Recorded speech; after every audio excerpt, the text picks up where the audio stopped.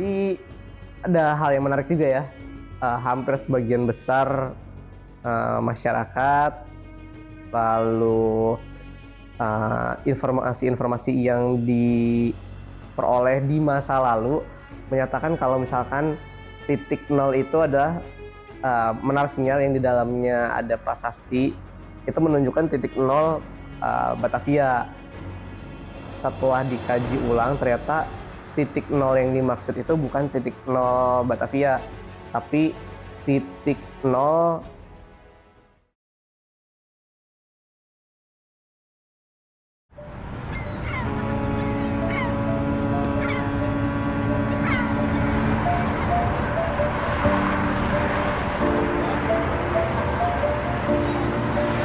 Perkenalkan, nama saya Firman Fatur Rahman, saya staf kurator dan edukator di Museum Bahari. Sudah bekerja di Museum Bahari sekitar 6 tahun, sejak tahun 2018.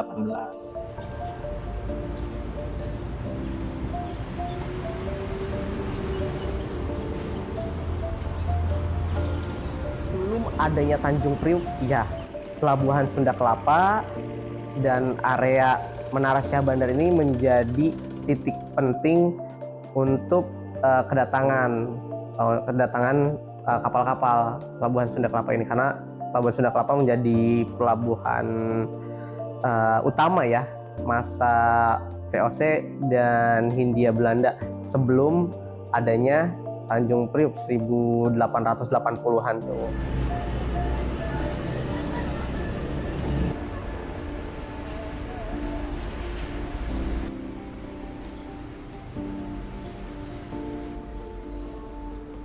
Nah, jadi menara-menara yang ada di area Menara Syah Bandar itu memiliki fungsi yang berbeda-beda, seperti menara sinyal. Nah, menara sinyal ini fungsinya dulu sebagai tempat penentuan waktu.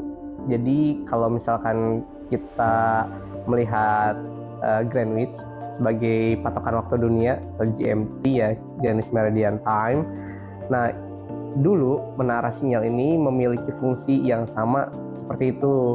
Jadi ketika ada pelaut-pelaut datang ke Pelabuhan Sunda Kelapa, akan melihat ke menara sinyal ini yang dulunya di atasnya itu ada bola waktu sebagai penentuan atau informasi waktu di area Sunda Kelapa atau Batavia. Jadi setiap jam 12 itu ada bola waktu yang naik ke atas. Dari beberapa literatur yang menuliskan bola sinyal itu ditarik sekitar jam 12 siang, dan biasanya itu menjadi patokan waktu ketika orang-orang yang datang di Pelabuhan Sunda Kelapa melihat ke arah sana. Nah, kemudian sebelahnya ada Menara Syah Bandar. Menara Syah Bandar ini fungsinya untuk memantau aktivitas yang ada di Pelabuhan Sunda Kelapa, karena dulu Menara Syah Bandar ini salah satu bangunan tertinggi di Batavia. Dan selain itu, Menara Syah Bandar juga kadang menjadi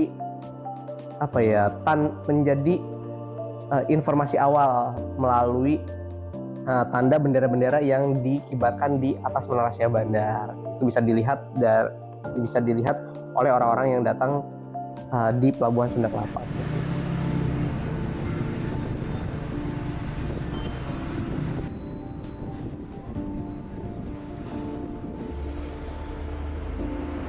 Jadi ada hal yang menarik juga ya.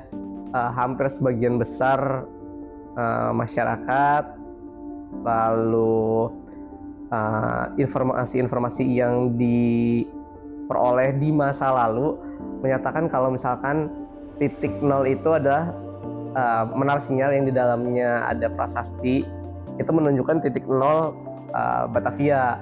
Nah, padahal setelah dikaji ulang, ternyata titik nol yang dimaksud itu bukan titik nol Batavia, tapi titik nol titik yang dilalui oleh garis nol meridian utama. Meridian utama ini sebagai penentuan waktu.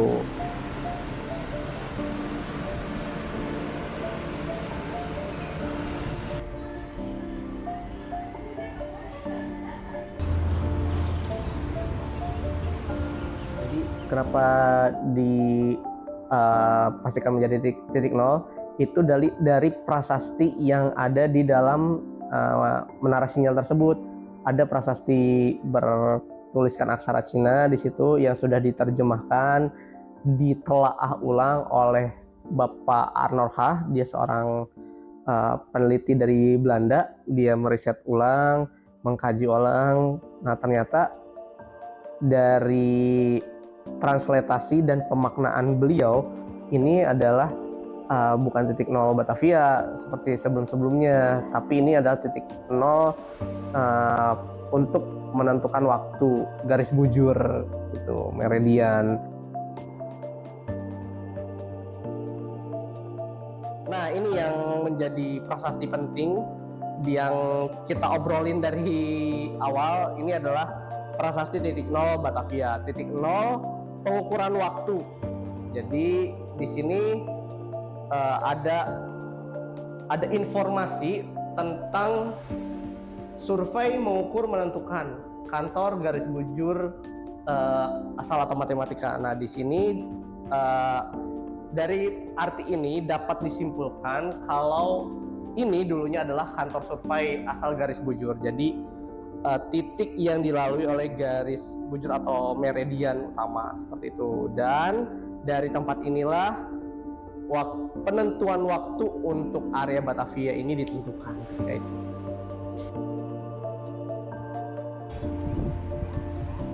Saya sedang ada di depan dua buah pondasi struktur yang dulunya merupakan jembatan penghubung dari area yang sebelah sini ke area pelelangan ikan di sebelah sana.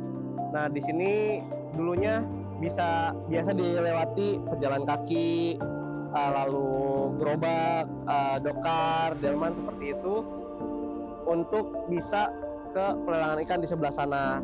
Nah, selain itu, dulu jembatan ini juga memiliki bagian yang bisa dibuka tutup. Jadi fungsinya untuk kapal-kapal yang datang dari Sunda Kelapa bisa lewat ke sini masuk sampai ke Batavia sebelah sana. Pun sebaliknya dari Batavia untuk ke Sunda Kelapa bisa lewat jalan air yang ada di sini, kanal di sini. Nah, ini kita bisa lihat tinggal dua struktur bangunannya. Dan kalau misalkan di zoom lebih dekat juga bisa kelihatan tuh beda warna dari batu batanya. Warnanya kuning, menandakan batu bata ini memang batu bata yang asli ya, yang sudah berusia ratusan tahun seperti itu.